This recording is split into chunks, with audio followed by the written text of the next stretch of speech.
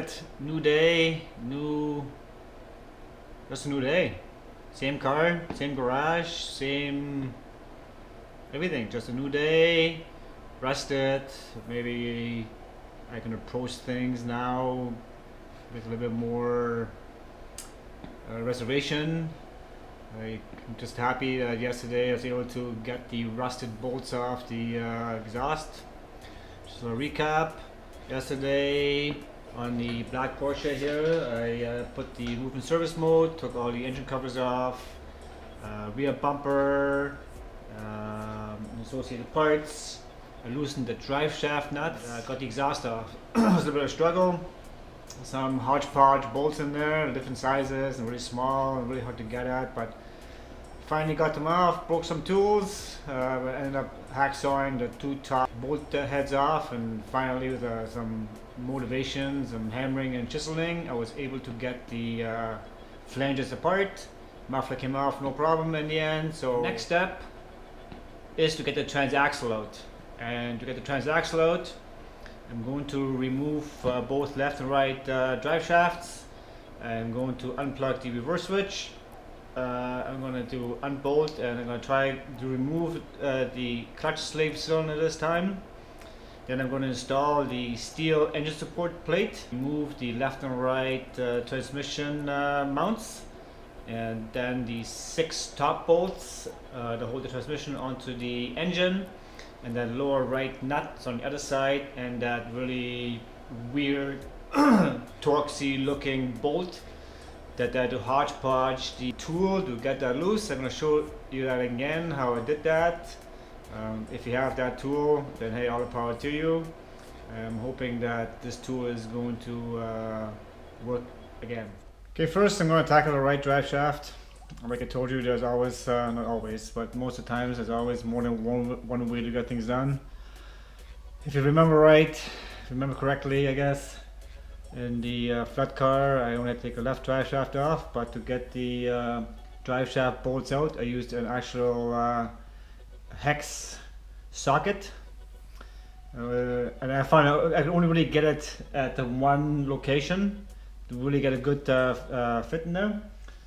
And here I'm going to do something different. I'm actually just going to use an actual hex or Allen key. I'm going to use this number 6 hex or Allen key to loosen them, and then I'll probably use a socket to remove the bolts. Okay. I have the parking brake applied, and here it looks like I can access the drive shaft bolt just with the Allen key here. Just kind of push it in there and move the boot around a little bit, which was in all the way, and then we'll just loosen that like that. See if we can get another one in there. It's right in there. It's actually not that difficult. I always feel like this is a little easier actually than using the actual ratchet. There's more room.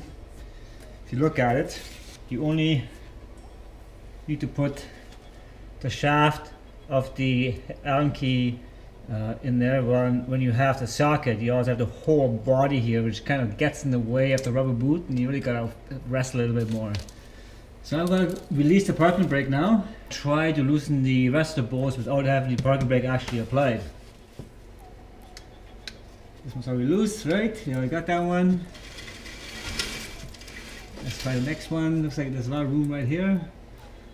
Put the Allen key in. Actually, I'm just gonna do some gymnastics moves here and put my boot under the left tire here. I don't know if that's gonna work or not, but I'm gonna try anyway. Yeah, it worked.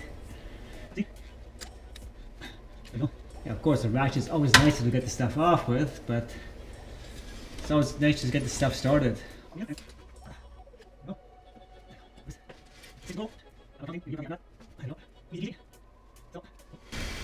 Quick story time. I'm gonna be honest, I was a little intimidated working on these cars. Like I said, I'm not a mechanic, so I don't have that much experience working on these cars. but in my R6 off. Earlier on in my life, I've tinkered around with a lot of Volkswagens. You know, had Scirocco's, as mentioned in my intro video. I've had Scirocco's and GTIs, Cabriolets, Corrados, so I did do a lot of mechanical work, and since I've taken a long hiatus from working on cars, because, you know, there comes a time in your life when you just say, you know what, I've had enough of lying under a car and fixing it. But you know, I do enjoy working on the car. So actually, the point I'm making here is that I was intimidated working on this car. Actually, just buying it intimidated me, because oh my god, this is a Porsche. This is so sophisticated and complicated. But here I am removing transaxle number 2 in just within a very short few days.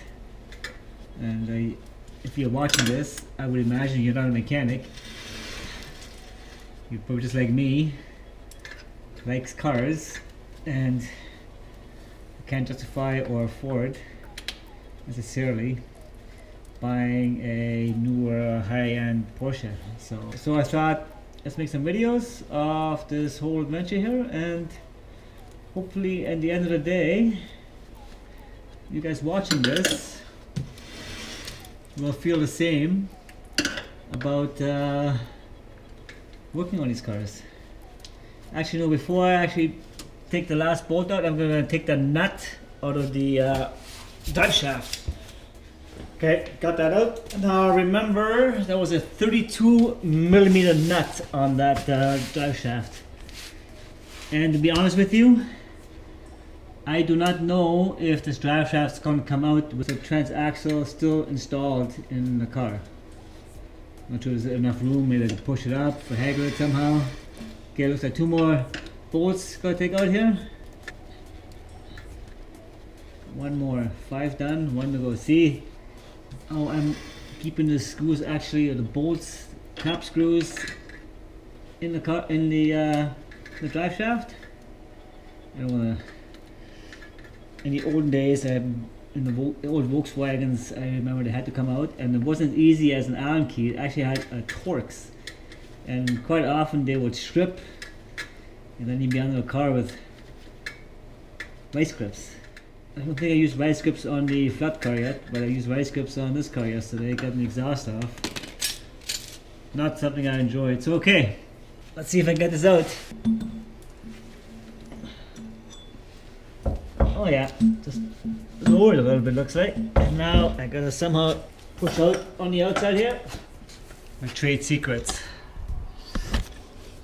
So I'm doing here, taking a smaller hammer, wooden end inside here at the top of the drive shaft, and then I'm taking a heavy rubber mallet and I'm giving it a tap. And it just came loose. Here we go. Boom. Drive shaft number 1 is out. And we can see this here. We're inspecting here. Looks like there's grease on the outside of this, which tells me that potentially I have to put a new CV boot on here. Okay, not gonna worry about that right now. You got a bigger fish to fry, which is the left drive shaft next. Left drive shaft number 2. Again, we'll do it the same way. There's my trusty old hex Allen key here. There's a lot of crud and debris built up in here, and I want to make sure that the Allen key goes all the way in, because if there's a lot of stuff built up and then you push the Allen key in, it's going to push that crud inside, and the Allen key won't go in all the way and won't give you a firm grip, and that's when you start stripping bolts. So I have this little pick tool here and a rag, That's gonna go in there and yeah, I just wiggle around and get whatever I can out of this bolt. There's all kinds of stuff in there. Jeez. Oh, wow, that is something's leaking here. CV boots is ripped and leaking grease out, or transmission is leaking gear oil. Okay, this is the part where you cross your fingers. Bolt number 1. I like to get a good eye on that, see how far it goes in. No, it doesn't look like it's going far enough. Doesn't feel good. Got my compressor all pumped up. Gonna put on my little air nozzle and I'm gonna blow out all that crud with my some compressed air.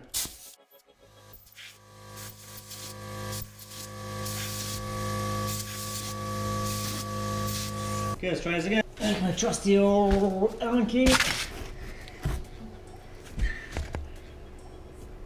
There we go. One out. Most room. I'm gonna bring it down just a little bit and give it a quick little jerk. There we go. Yes, there you go. Always good feeling when none of the bolts strip. So, like I mentioned before, for story time here, I'm pulling the engine out on the floor. This one drive shaft was somewhat in the way actually, so I decided to take them out. It's one important thing one must remember: when drive shafts are out of the wheel bearing, do not, and I'm gonna repeat, do not put the car on the floor, or amongst other things, you will be replacing your wheel bearings. There's no point adding work to work. Take that time saved and ride my bike, and the money I saved buying bike parts. Although my bike part fund is actually, I'm sitting under my bike part fund. So these bolts are not very hard to turn. And this is the last one, and it's going to be a hard time here, of course. Of course, I said that, and now the last one is fighting me. Come on, don't fight me, bolt. In the end, I will win. You make me tired, but I win. Okay, here we go. And I'm going to do the same thing to the other side. Just going to drop it here. The drive shaft is just resting on this suspension or that knuckle piece. So I'm going to go out here, remove the nut all the way. Actually, no. Let's not move it all the way. I don't want that drive to fall on the ground. Just goes flush with the end of the drive shaft. There'll be a million different ways of doing this. Back of a hammer, the wooden part, rest it on the end of the drive shaft, make sure it's nice and perpendicular. I'm using a heavier rubber mallet and just give it a little tap.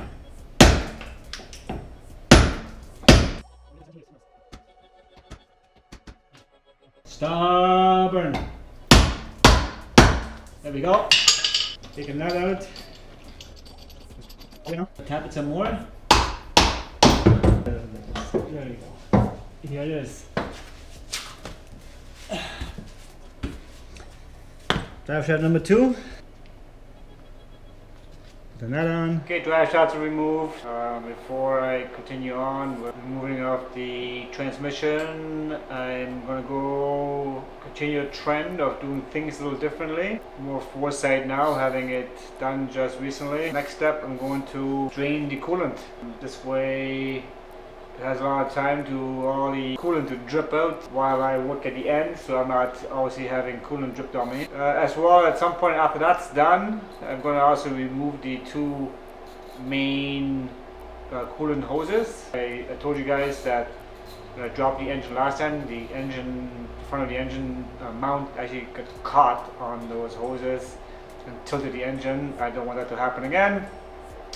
So after that's done, I'm then going to open up the 2 power steering lines in hopes or in assumptions, I guess, that all that power steering fluid is going to drain at the base, underneath the car, And I'm gonna put some kind of catch basin under it to catch a clean catch basin to catch the fluid.